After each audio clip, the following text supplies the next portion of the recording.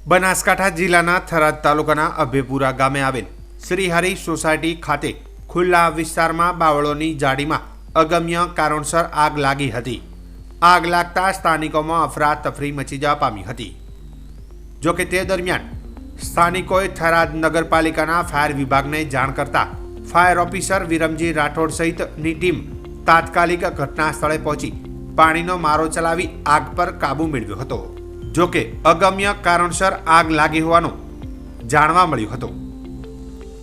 જોકે આ ઘટના અંગે સ્થાનિક પ્રતિનિધિએ થરાદ ફાયર વિભાગના ફાયર ઓફિસર વિરમજી રાઠોડ સાથે ટેલિફોનિક વાતચીત કરી હતી અને તે દરમિયાન ટેલિફોનિક વાતચીતમાં વિરમજી રાઠોડે જણાવ્યું હતું કે આજ રોજ સાંજના સમયે કોલ મળેલ કે અભેપુરા વિસ્તારની શ્રીહરિ સોસાયટીમાં રહેતા નાઈ ધીરાભાઈ અરજણભાઈના ખુલ્લા પ્લોટમાં આવેલ બાવળની જાળીમાં કોઈ અગમ્ય કારણસર આગ લાગતા તાત્કાલિક ઘટના સ્થળે પહોંચી આગ પર કાબૂ મેળવ્યો હતો.